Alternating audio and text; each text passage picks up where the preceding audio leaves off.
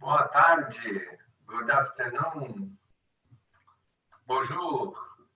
Estamos de volta aqui no nosso Canada Day CCBC Online Festival, uma iniciativa da Câmara de Comércio Brasil-Canadá, que conta com o apoio do governo canadense e patrocínio da Air Canada. Now we're going to talk about ethnic products in Canada, perception and consumption habits. We're very happy to have here with us a very special guest, Karen from George Brown College and Anna from Da Color, Canada. Hello, Anna. Hi, Paulo. How are you? Fine. I'm very happy to have you here with us this afternoon. Same here. Hello, Karen. Hello. Nice to see you. Thank you very much. Okay. So, as I mentioned, we're starting this session now. We're very pleased to have you two sharing this information with us in this festival. And the questions will be answered, you can check the questions through the chat and answer them by the end of your presentation. Okay, thank you. Okay, enjoy your time. And once more, thank you very much for participating in our festival here. Thank you very much. Hello, everyone. Bonjour tout le monde. Olá a todos. Primeiramente, queria agradecer a CCBC por esse convite. I would like to thank you, CCBC, for the invitation to be here today. Je voudrais remercier beaucoup la CCBC pour cette invitation. I'm honored to be part of this Canada Day celebration. When I arrived in Canada 8 years ago, I brought with me my dreams and a consistent plan to penetrate in the Canadian market. Da Color Canada is a result of this. Da Color has been providing consultants to companies in the commercial, marketing, and logistic area for more than 20 years. 2 years ago, as part of the Color Brazil internationalization plan, we opened the Da Color Canada here in Toronto. We guide Brazilian companies to establish themselves in the Canadian market and vice versa, Canadian companies that want to penetrate the Brazilian market. Da Color Canada itself is a case of penetration in the Canadian ethnic and multicultural business environment.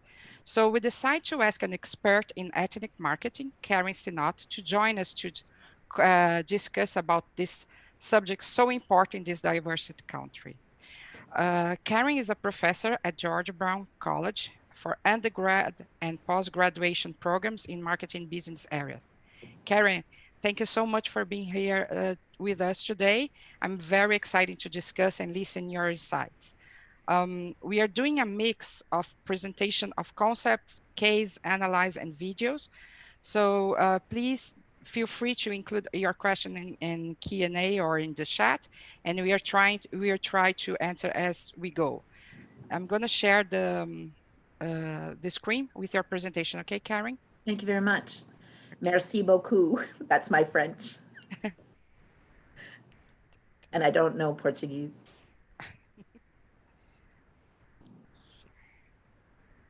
Okay. Here we So go. I wanted to acknowledge that I'm speaking to you here from Toronto, and so is Anna. And we acknowledge that we are on the traditional territory of the Mississaugas of the Credit First Nation and other Indigenous people who have lived on this land. And by acknowledging this, we're participating in the act of reconciliation, honoring the land and the Indigenous heritage, which dates back over 10,000 years. So thanks for joining us today on this Canada Day. Today, we're going to talk about ethnic marketing, or ethnic products and ethnic marketing. Big topic for 40 minutes. And I'm going to start with this, asking you guys to identify which of these cities is most likely to represent a city in Canada. The one on the left or the one on the right? Do we have any comments there, Anna? Yes, some people say that it's in the left. Let's see. trying to see the chat. And Luis is going for both, but you can only pick one, Luis. So in fact, oh, we got the right. So it's one or the other, right? In fact, it's the right. So the right represents Brampton, which is a city north of Toronto that is has a large community of South Asians. The left is actually in Pakistan. And what's interesting about the differences between the two pictures, which I think represents some of the complexities of ethnic marketing in different countries, you're going too fast there, Anna, is that on one side, we've got the youth wearing Western clothing in their home country. And here in Canada, they're wearing their more traditional clothing associated with their cultures. And that's like the dichotomy that we have with immigrants in Canada is keeping their old cultures, welcoming the new, and having a blend. So we're going to talk today about ethnic marketing. And ethnic marketing, the definition of ethnic according to Statistics Canada, is a common group of people that share a common cultural, linguistic, religious, behavioral, and biological traits. And when we talk about diversity, the differentiating between the old mainstream and the new mainstream, we tend to think about the Caucasians versus non-Caucasians, visible minorities. And as we go a little bit in understanding what is Canada, we'll see that perhaps the minorities are no longer the minorities, just like women are not the minority either. When we talk about the potential of ethnic products in Canada, I'm suggesting that your opportunity is somewhere between the total population of Canada of 38 million or some portion of the 7.7 million Canadians in Canada. 20% of the Canadian population is considered ethnic. So will grow to 1 in 3 Canadians will be ethnic by 2036. 80% of the ethnic populations live in the 4 provinces, the 2 out west, Alberta and BC, and here in Ontario and Quebec. Canada's a bilingual country, and so Quebec being French, and in Toronto and in Vancouver and in Montreal, we're close to 50% of the population. Dana's trying to keep me on time. So the idea that as you think about coming to Canada with an ethnic product, you have to make a choice first. Am I going to try to be a mainstream product targeting to the Canadian mainstream, which will be 66% of the Canadian population? They're very global minded. They have a lot of travel experiences. They're open to new cultures. They live in the neighborhoods of the other third of the population that are the new Canadian mainstream, that have their own traditions, are sharing those traditions, perhaps want to shop at their ethnic retailers and seek brands from their home country. And they're an affluent group because new Canadians tend to buy a home within 4 years and move out into the suburbs from the city. So that's the first decision that ethnic product marketers need to make when they're entering a new market, mainstream or focusing on your culture. And certainly, if you're going to focus on Brazilians, very small population, right? There's only 30,000 or so of Brazilians in Canada, and many of them are multi-generational. But Canada has 200,000 ethnicities, and so 1/5 of them don't speak English as their first language, English or French as their first language. They're speaking their immigration language. These new immigrants to Canada, in terms of volumes, are Asians, and Blacks and Latin Americans, but the Asians and the South Asians are the largest population of immigrants. But even that term is not is very heterogeneous within it because it's got a lot of subcategories, and it's like saying that someone that speaks Portuguese from Portugal, of which there is I think 500,000 Portuguese in Canada, that a Brazilian and a Portuguese are the same thing, right? Would you guys say that? Totally, Karen. That's normally also a problem, like a thing that happen is people categorize, oh, you are from Portugal.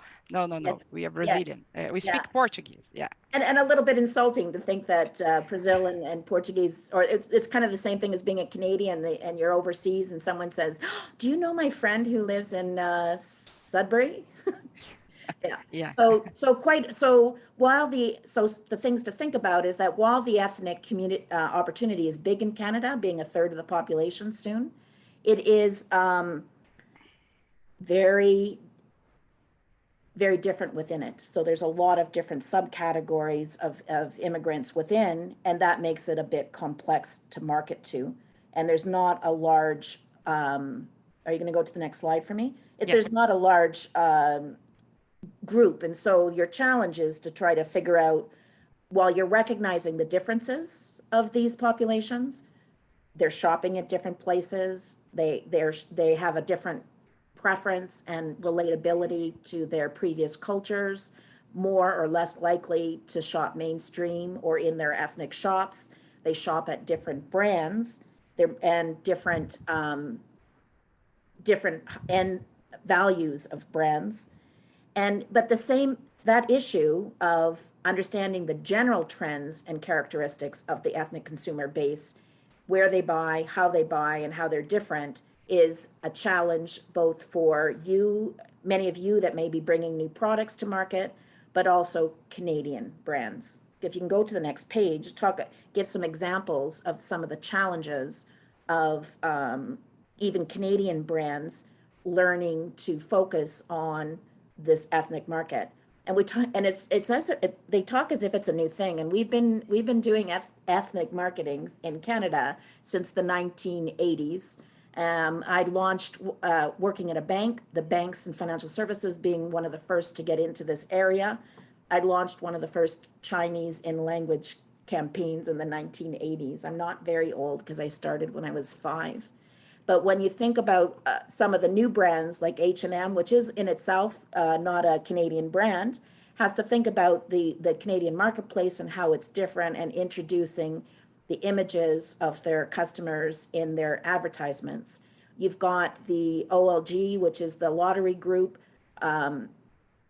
thinking about specific targets and doing in-language promotions specific to Chinese medias, as well as point of sale and materials.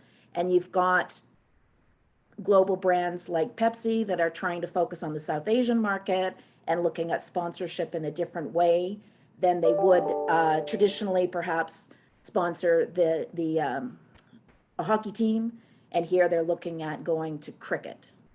And you've got product categories like Del Monte that are saying, how can I change my product line to offer ethnic flavored products in the main shelves of grocery stores instead of on the international aisle of the grocery store.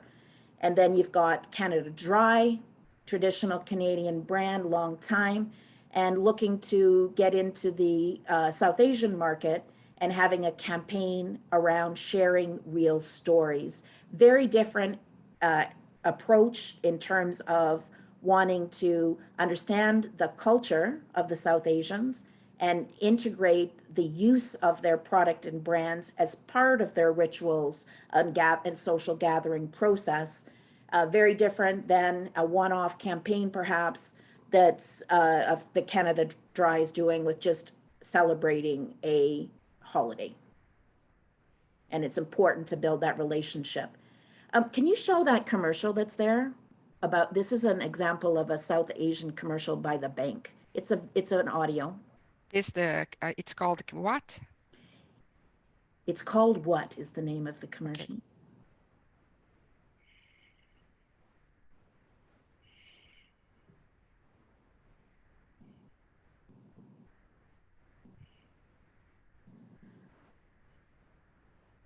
I'm not hearing it.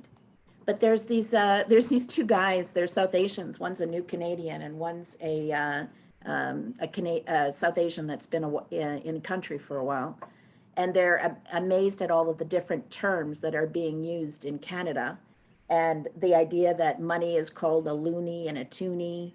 And so that's the conversation. It's people talking in that language in broken English, intercepted, and it's creating an experience similar to the Canada Dry approach, where they're trying to recreate an actual life experience of an immigrant. But you can see that the popularity of ethnic marketing, these are the applications for an award that was done last year. So a number of different agencies, a number of different brands across all categories that feel the importance of multicultural marketing. If you turn the next page. Yes, Karen, let me add something which is important. For the people that don't live in Canada, I think this commercial really brings when you get in Toronto, and I heard that in other sessions here, that when you go to your, take a streetcar or a bus or subway, or you go to the first day in your college or university, that's what you hear. Like many different languages speaking in the same classroom or in the same bus. So, and usually you were going to ask yourself where you are. Yeah, because you're not in Chinatown even though, right? Like they're talking everywhere. Oops, sorry about that. Okay, so if you go to the next page, I think we'll be able to try the video on the left. Yeah, I'm going to leave here because I open in a different way so we can Okay. have here it is. Are you guys seeing?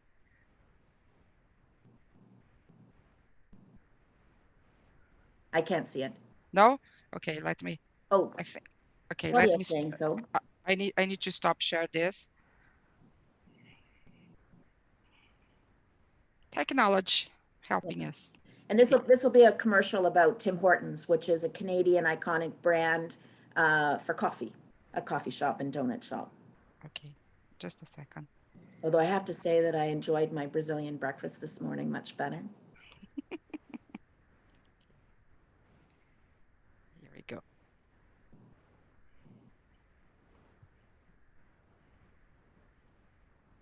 I don't hear.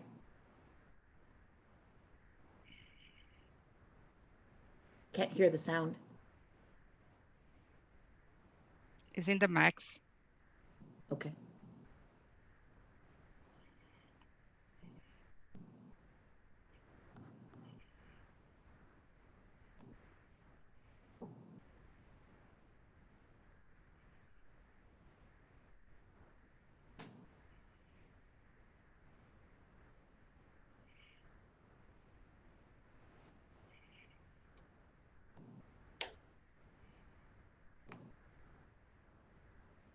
Sorry, guys.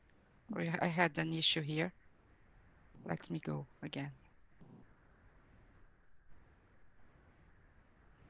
So although we can't hear it as No, just a second, Karen. I think I had an issue here, but I'm good now.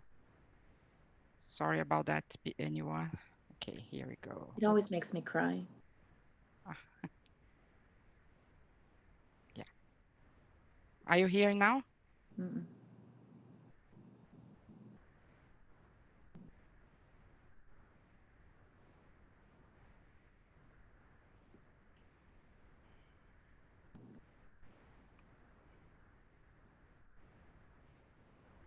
Yeah, we won't be able to hear it. And I'll tell the story because the idea is that the elderly man is first generation Canadian or third generation Canadian now. His son grew up in Canada, going to the hockey game, and his father wasn't very supportive of that process, apparently. But as the son is going to the games with the grandson, the grandfather brings a cup of coffee and shares this quintessentially Canadian experience with Tim Hortons. And Tim Hortons was funded by a hockey player. So they have a deep relationship with hockey. And the issue that Tim Hortons, as well as hockey in Canada, has is how to, given the fact that most of the youth and the growth in youth is coming from immigrant families and their families, that how do you manage a relationship and build new experiences and connections with that immigrant population and ethnic population to try a new brand and switch from their other experiences. So those are two illustrations of what I think is important in ethnic marketing, which is about making a connection, understanding what you want the brand to mean to the group that you're trying to market to, and how that can, and how you can leverage the positioning of your product to be successful in doing that. And when we talk about, so that's a little bit about the branding issues. There are a lot of logistics when you're starting to offer new products in Canada. Labeling is an issue because Canada is a bilingual country, English and French. And then you have to decide as an ethnic product, do you want to maintain your original home country packaging, which is part of your brand, and also that home country language to some extent, which reflects the exclusiveness of your product to new Canadians in particular, but also that connection to existing. But you also have to deal with all the Canadian labeling requirements. You've got listing and slotting fees if you're going to decide whether you want to put your products in ethnic shops. That means that there's lots more of them, and so more complicated. If you're going into the major shops, you have to decide the costs of how many chains you'd be able to go through. And so the idea of partnering with others would help you to manage some of these issues easier than you could afford to do on your own as a small company. And that includes the data interchange and needing to be able to link how and fit in with the vendor management process, because many large chains don't want to deal with lots of small vendors. They want to consolidate their business. And it's important to have that local market knowledge. Even a Canadian brand like TD Bank or Tim Hortons has challenges with marketing to the ethnic communities. And so coming to Canada and trying to learn the Canadian system, the mainstream and not, very complicated. So totally recommend local market knowledge. And then so in addition to all of those operational issues that you need to solve for that are part of your positioning decisions, you also have to think about your marketing strategies. Are you going to come into Canada as an international or ethnic product? Or do you want to become which might mean that you end up being on an international marketing shelf in a grocery store? So you'd be a pasta product in the international shelf instead of in the pasta aisle? Or do you want to look at some other strategies like product differentiation or niche marketing, all about finding out what value and what makes you different against the competition and promoting that on product differentiation, or finding a niche where you can have a premium price and start to educate a smaller group of people on your products and then expand that over time. And then you have to consider the marketing mixes. Am I going to go in my own languages? Am I going to go into the Canadian French languages? Am I going to go as a mainstream product or an ethnic product? What stores am I going to do? Those are all of the considerations. And in addition, on the next slide, because you're going into a new market, and this would apply for any small business and any startup business, but also any business going to a new market. So an existing company and brand going to a new market, you really have to plan. So what's the business case? Getting into understanding your market potential, the 38 million or the 7 million or the 20,000 Brazilians as a subset of that. Then you have to do research and understand your target market. But it's research that's about the insights and the cultural connections of the lifestyles and values of these different markets, so that you can really position your product and connect with them, because you have to overcome their existing products.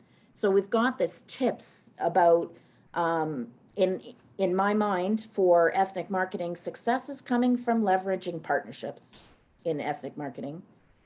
And it's about investing for the long term, just like any business, making sure you have the cash to get through those initial startups and those initial mistakes that might be made. So you have to be tolerant of test and learn.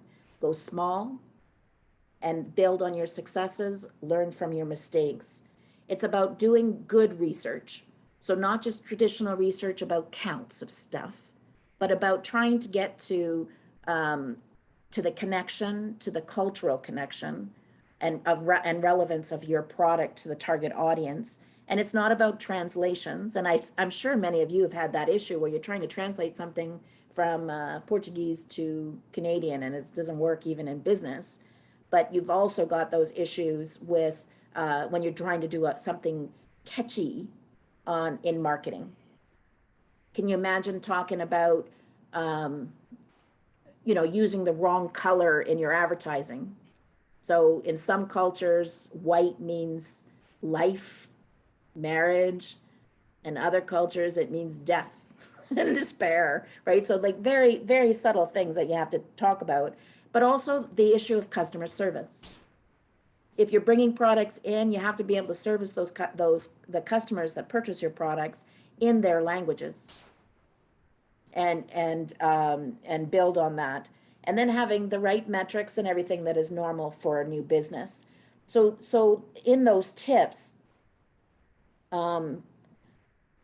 those are kind of the process of setting up a new business, which sounds, I think, like any other business, except this idea of getting really deep and understanding cultural nuances and really defining who you want to target very clearly and stay focused on that for the long term.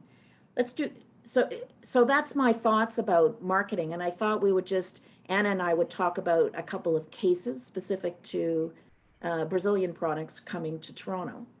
Anna, did you want to tell them about this product? Yeah. I've had these at your wedding.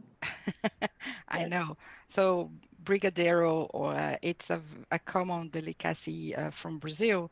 And we have Mary, she's like a Brazilian that came to Canada 5 years ago.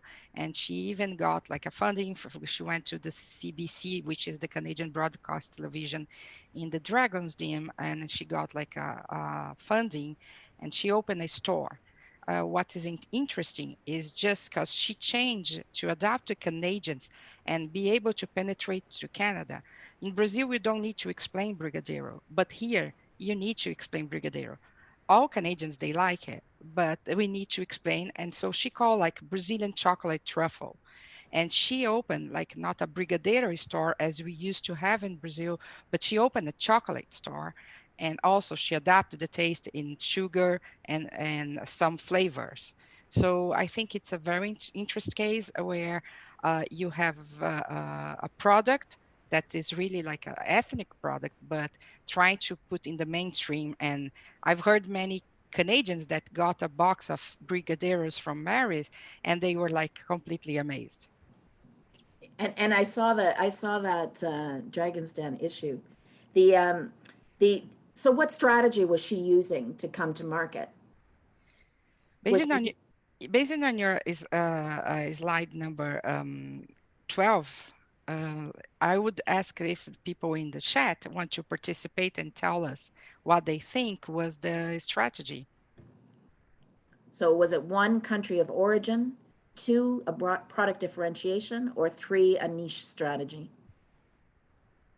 And we've got some fans generally.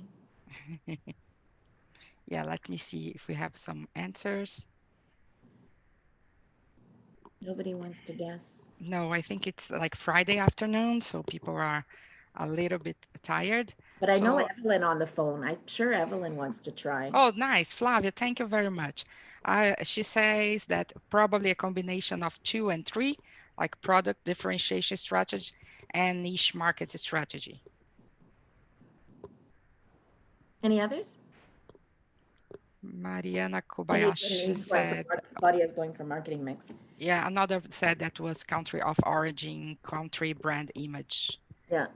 And it doesn't really matter which one it is, right? But to me, it seems a little bit more about country of origin because they're focusing on it being a Brazilian experience and trying to share that story.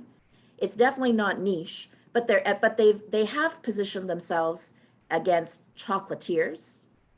Yes. And trying to say what makes their chocolatier different than any other chocolatier experience, which goes back to because it's a Brazilian experience. And so that's why I would have picked one. And makes sense because it's the culture that defines its competitive differentiation. Let's do the next one. This is a tough one. Yes. So when you think about cachaça, which is a Brazilian spirit, we here in Canada at LCBO, at least in Ontario, they positioning in the same category as rum and tequila. So you are like usually in the same place. However, tequila rum in Canada are like, I would say, mainstream. And cachaça, we still need a lot of like education about the product and consumption. So this is a very tough case. First, we need to change the positioning, and you can compare as rum, but how we influence and create the habit of new Canadians or Canadians to consume. Yeah. And the idea that tequila, definitely everybody associates it with its country of origin, Mexico. And with that, they may, what's the social norm that they connected with? Perhaps shots, right? Yeah, So yeah, exactly. kids having shots while they're on vacation. And the experience that they bring back is they want to recreate that vacation experience at home by having some drinking buddies over for tequila shots.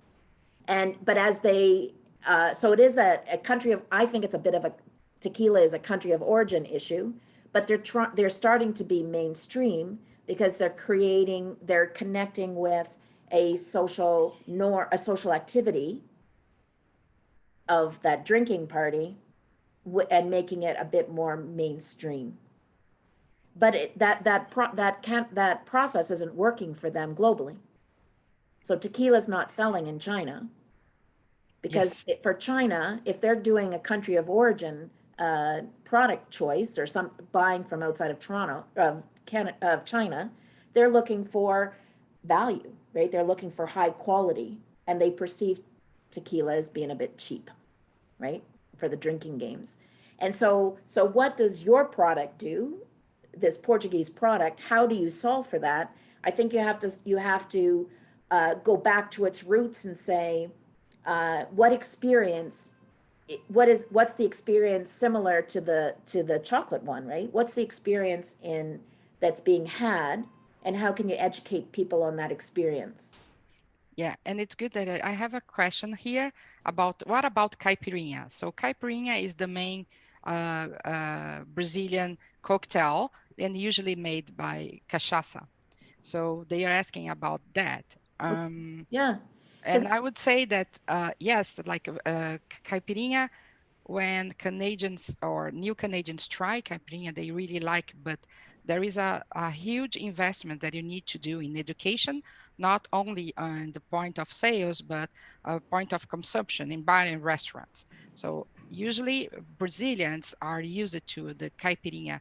And if you go a Brazilian restaurant here, you have Caipirinha. So it's a way, but it's going to take a lot of time and investment to transform the Caipirinha in like a mainstream beverage, I would say. It's not about the taste, right? It's not about what is it. It's about what experience do people have when they're drinking. It's sort of like, has anyone had a Canadian Caesar? It's vodka and clamato juice. I know, it's a very Canadian drink, right? Yeah. With a bunch of salad inside, right? It's a alcoholic salad. It's an alcoholic salad with this clamato juice, which is a Canadian thing. Yeah. And the clamato juice sales must have gone down to nothing with COVID being closed, right? But how does Canada or how does the clamato juice create the experience of the ritual around having a Caesar. Because there's a certain time when you might enjoy Caesars, and they're creating that experience, and you have to find out what that is for this drink. Exactly. And No, what is it? What is the experience that you have? Like, do you have it just when you go out for drinks? Is it part of a celebration? yeah, Is it so part of the it's a ritual? good question, Karen, because Caipirinha, for example, is real related to our barbecue, it's our churrasco, Mm, which is when people, Brazilians, gathering in small groups or family, and we spend the whole day usually having food and cachaça. This is also a totally different habit. So when you come here to Canada, I've learned, for example, that if you people don't spend the whole day doing a barbecue. Like people do their meat and they show eat up. and Yeah. it's done. Yes. So imagine how much adaptation you need to do to this concept of Brazilian. Yes, if you go to a Brazilian party, you're probably going to start at noon and finish at midnight, which is normal for us. But if you go to a Canadian trying to bring the Brazilian side, you're going to have like a 33 hours lunch where you're going to have your meat and also your caipirinha. Okay. And so then your research is going to be around what is the Canadian outdoor eating experience, and redefining it, and trying to redefine what that is. That's Yeah. not something you would drink tequila at, right? No, But exactly. how come your alcoholic beverage of choice is part of that experience, and how can you start to create that within the Canadian marketplace? And it might start with what types of restaurants should you Yeah, go to. So it's not exactly. any bar, it's like the kegs and stuff like that have steaks on the barbecue. Exactly. Yeah. Exactly. Uh, and I think this is a good example because we did a cachaça commercial visit here in Toronto, and they did in Drake, like people were tasting caipirinha. So from people that knew was okay, normal, but for new people trying and tasting caipirinha at the time at the Drake Hotel, which a very Canadian Toronto mainstream, which becoming more and more um, ethnic because of the new Canadians and the millennials going there. But so we had to really educate the bar and bartender how to prepare caipirinha. It's also the way to prepare, which is totally different from the way sometimes a bartender here do. We just mix vodka and a Coca-Cola and that's it's done. So I don't think though that the Drake would have been a good place to start, because it's not a barbecue place. no, well, it's just like we have a caipirinha as well in the bar. So if you're Yeah. at the patio, which we do here during the summer, Yeah. could be good to have a caipirinha as well, Yeah. right? So But as Claudia suggesting that it's not just for the barbecue, but so the idea is, what is the commonality of the European experience and yeah, drinking at the beach, which you can't do in Canada, but unless you wear a paper bag, bring a paper bag, which I did the other day because nothing was open. But yeah, oh my God, it's taped. But you have to, what's the commonalities of these experiences, and how do you translate that yeah, into marketing? And that the same challenge that Jameson was doing in as an example here, that they were trying to figure out how to connect with the South Asian youth, the kids, right? And so they started similar to Tim Hortons, where they're looking to share life stories. They were asking they did a competition where they asked South Asian Canadians to answer this question about what's the Josh. And the Josh is a term that's used in that culture to talk about passions, spirits, and fire, wow. which must be related to the Jameson brand. Hmm. And they're connecting, and they found through deep research a cultural connection, and to start a story about and in this day and age, right? Have your customers tell you the stories back, so that you could use them to find out what the right positioning is for your product in social media. Okay, So let's let's go move to the forward. next. Yep. Let's do one more because we are like getting close to the timing. Yeah. And people may have like questions. Like I think the questions we had up to now, I think we answer here. What about Caipirinha, which already we comment. Tequila, rum, cachaça, how can I change this? And have a company that presents you locally is a good way to guarantee the marketing mix. That's a good question. Yeah, because the complexity of the Canadian media market. Do you go mainstream? Do you go ethnic? Do you go TV, social media? What social media platforms? There's still a role for radio, and we saw that in one of the TD example. That's a radio commercial, Yeah. and that takes a lot of research to see where the And I think it's a good point because I think right now with COVID, we have a lot of like Spotify that are including a lot of commercials. It's considered like radio, right? It's only audio and podcast that they have a lot of commercials. And I've been listening a lot of things. Let's go to another. I think this is our final example. And this one is a pretty easy one, right? Because this is mainstream. This is a global brand. It's one of the top global Brazilian brands, and they're capitalizing not on country of origin, but just product differentiation. They're a fashion brand. Yeah. Nobody should steal my flip flops. Have you had one still? Because I stole. I did. Did ya? Yeah. And Like, don't we all want to be this brand, right? We want to figure out how to make our products global, how to connect beyond your own culture, and what role does your culture play in how you market your product. yeah, and I can tell you a funny story. I went to Grand Bend, it's a beach at Huron Lake, and in a store we had like a fake Havaianas, like sell as Havaianas, and I don't have the picture anymore, but it was so funny, and I laughed because I said, okay, like people are doing copy of Havaianas like exactly the same way. Oh wow! Yeah, Like a Prada. yeah. In Georgian Bay. And so I'm going to end today with my ending thought to you guys is to learn from each other's mistakes. So what do you think this story is telling us that's posted on the board? If you could write what you think it is, the message is in the chat box.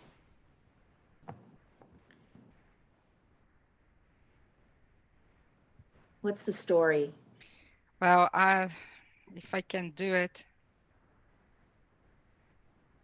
Is Evelyn still on? Evelyn's the only person. Can you imagine? I know somebody on the call today. It's Evelyn. That's good. Yeah, she's in. Yeah. So what do you think the story is, Evelyn?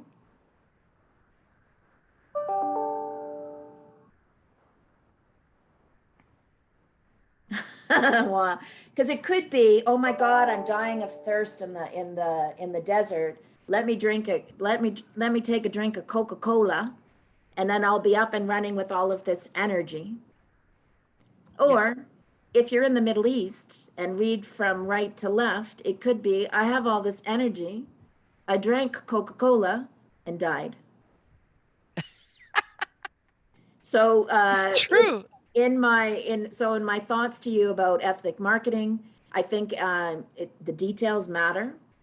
You really have to understand your target audience, and not just the language that they speak, but the context of that language and communications, and lots of opportunities for learning from each other. Yeah. So I think we got to the end. If there is any questions, please, we have 5 minutes still, or we are done. I think. So I would like first to thank you, Karen, for being with us today.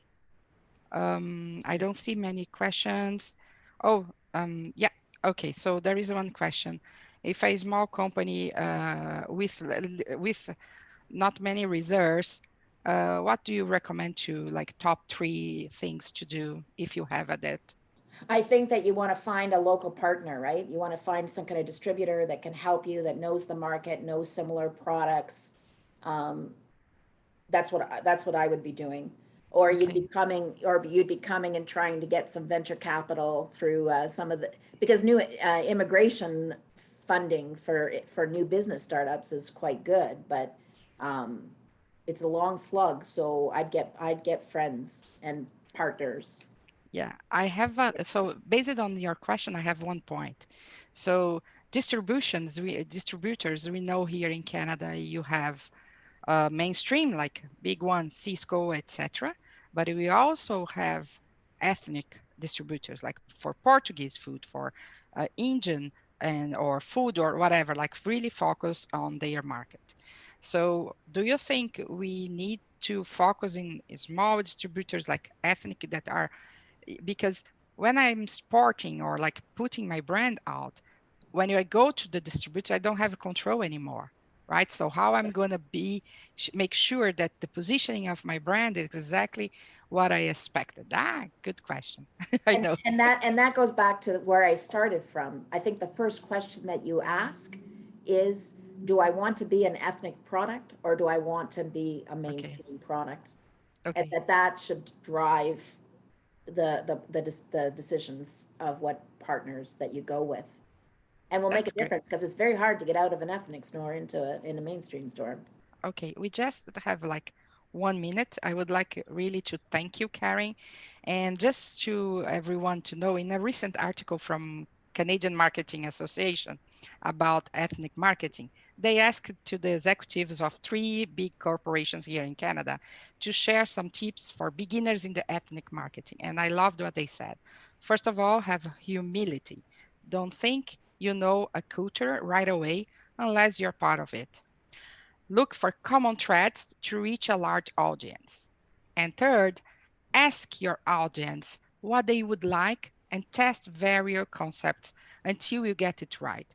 I think really uh, uh, put together what you mentioned here, but I found interesting that these companies are also talking about this. Yes. Yeah. In Also, we cannot think to come to Canada without an open mind and humility to learn and try every day a new concept or trend. I think here at the Collar, this is our bread and butter, as we can say. So ethnic products marketing and multiculturalism, not only as companies that give support companies coming, but as a company itself, our culture, it's from people from outside Canada, brings that. So I always say, and I think it's a good lesson, that we are entering in a home of someone else that we don't know. So we need to understand how it's their habits and adapt our behaviors to our host habits to be accepted. Then after you can change and make things change. So based on that, I think we are going to finish. En français, je vous invite à tous de continuer dans la salle pour la prochaine session du Canada Festival en ligne. Et demain, on aura une super programmation. Merci de nouveau CCBC pour l'initiative et pour l'honneur d'être ici aujourd'hui avec Karen. Eu convido a todos a continuar conectados para a próxima sessão do Canada Day Online Festival. O festival terá uma programação sensacional e muito rica até domingo. Fiquem conectados. And I invited you to stay connected and check all the amazing sessions that CCBC prepared for us during the Canada Day Online Festival. Thank you again, Karen, and thank you, CCBC, and thank you all for being here with us today. Thank you, Karen. Thank you. Thanks a lot. It was an honor. I enjoyed the conversation. Thanks, Anna. And thank you. Paulo, thank you very much. Very, very nice. Thank you. Thank you. Thank you. Thank you, Anna. Happy Canada Day. Happy Canada Day. Canada. Thank you. Merci. Au revoir. And make lots of... Have a great day. Bye. Okay, bye. Okay. Bye-bye. Thank you. E agora, em breve, começaremos uma outra sessão às 18 horas. Até já.